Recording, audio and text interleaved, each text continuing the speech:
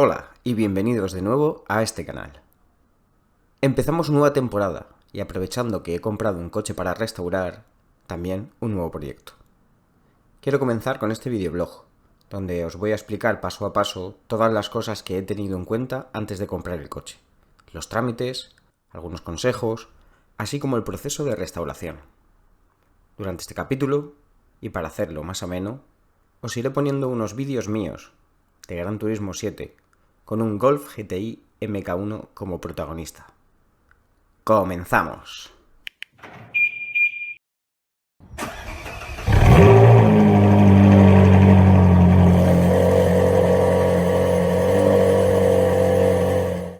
Pues la locura esta empezó con una llamada telefónica de un familiar durante la que me comentó que había comprado un coche seminuevo y tenía que deshacerse de su antiguo coche, un Volkswagen Golf de cuarta generación, ya que carecía de etiqueta medioambiental.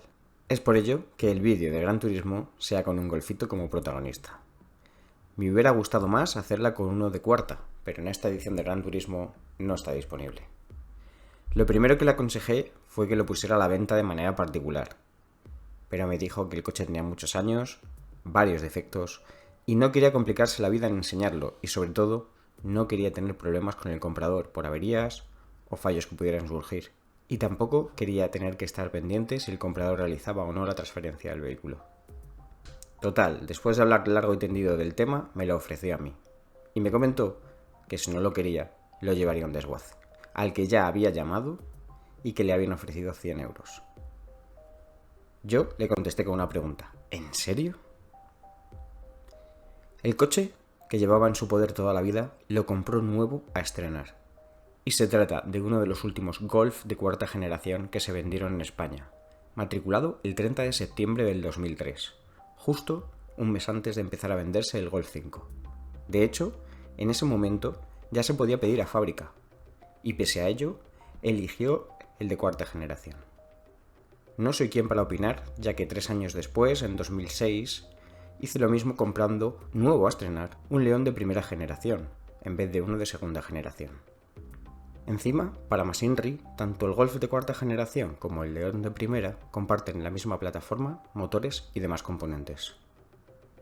Volviendo al hilo, me comentó que el coche tenía 280.000 kilómetros y que acababa de pasar ITV hacía 2 semanas sin fallos.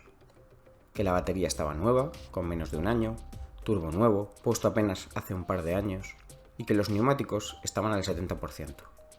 Sin embargo, tenía cosillas por hacer de desgaste y estéticas. Lo peor es que la tela de los paneles de puerta y el techo se habían descolgado ya hacía varios años. Siendo sincero, al principio le dije que no me interesaba, ya que tengo varios vehículos y hay que mantenerlos, aparte de seguros, ITVs, impuestos, averías, etc. Mucho gasto. Pues me pasé toda la tarde y parte de la noche dándole vueltas a la cabeza pensando en el coche. Pensé que la verdad, a día de hoy, pocos coches me hacían sentir algo especial. Pero ese coche en concreto, sin tener mucha potencia, sin ser una edición limitada o especial, me entusiasmaba realmente, ya que de manera paralela había formado parte de mi vida. Hemos envejecido juntos y me hacía recordar una parte de mi juventud. En definitiva, por simplificarlo en una sola palabra, me entró nostalgia. Además, el coche es interesante, ya que tiene el acabado Soul, que en esa fecha prácticamente era la versión más equipada y deportiva, tanto exterior como interiormente, siendo prácticamente igual que un GTI. Tenía todas las molduras color carrocería y las llantas Montreal 2 de 16 pulgadas, fabricadas por BBS, e interiormente venía equipado con asientos deportivos y el cuadro Sport Edition. El motor, el 1.9 TDI, que pese a ser solo el de 100 caballos, andaba bastante bien y consumía en torno a 5,5 litros a los 100. Si estáis pensando en comprar un hierro de estos a día de hoy y no queréis que sea una auténtica ruina, os recomiendo que reviséis muy bien la parte mecánica. Estos coches son muy antiguos, por lo que habrá piezas que se habrán sustituido y otras que no. Lo más caro en casi cualquier coche que no tenga accidentes ni cosas raras son junta culata, inyectores, suspensiones, embrague, turbo, distribución y ruedas.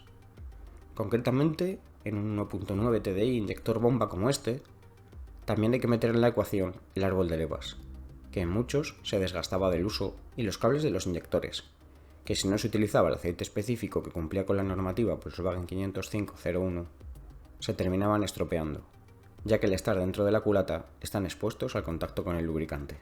Ya tuve anteriormente otros 3 coches equipados con el motor 1.9 TDI inyector bomba, y con el paso del tiempo pude aprender mucho de ellos. El último que tuve fue hace 10 años, y lo jubilé con 11 años y 260.000 kilómetros por desgastes del árbol de levas y el volante motor. En ese tiempo sufrí además varios fallos, como son EGR, N75, caudalímetro, árbol de levas, volante bimasa, termostato, tubos de vacío. Vamos, lo que se le estropeaba a todo el mundo, nada nuevo. Al día siguiente le llamé y le dije, venga, voy a verlo, y si está medio bien, me lo quedo. En este caso no tenía ningún tipo de duda con el origen del coche, número de propietarios, etc. Pero antes de desplazarse para ir a ver un coche, os recomiendo pedir el número de matrícula al vendedor y solicitar un informe gratuito a la DGT para comprobar que no tiene cargas, ni ningún otro impedimento que impida realizar la transferencia. También podéis solicitar un informe completo, pero como vale casi 9 euros, es mejor ir a ver el coche antes si no está muy lejos, o pedir el informe completo directamente antes de ir a verlo, sobre todo si tienes que desplazarte bastante lejos para no llevarte alguna sorpresa no deseada después de darte el viaje. En este caso, concretamente, al coche le pesaba una reserva de dominio y no se podía transferir. No obstante, como el vehículo ya estaba pagado, solo serían algunos trámites administrativos. A los pocos días quedé con él para verlo y valorar si merecía o no la pena quedarse con el coche. Relationships will often end in disgust, and I know you want my love, but there's nothing to discuss. I don't need you in my life no more. I don't need you in my life no more. I got no money, it's getting sunny, but I still feel cold. I've been nose running, you funny, you going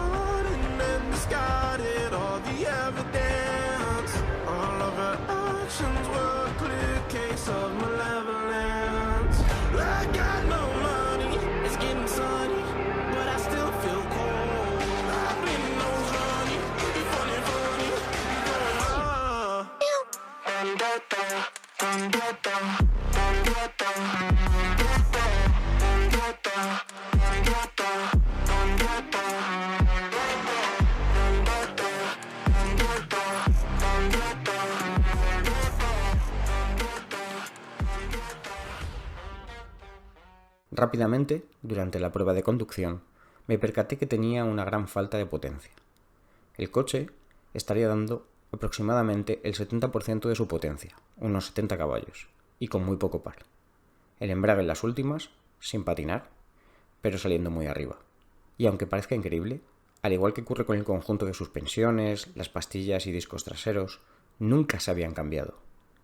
Dinámicamente, pese a que el conjunto del chasis data del 2003 y le pesan 280.000 kilómetros, iba sorprendentemente bien, buenos apoyos y sin vibraciones en el volante.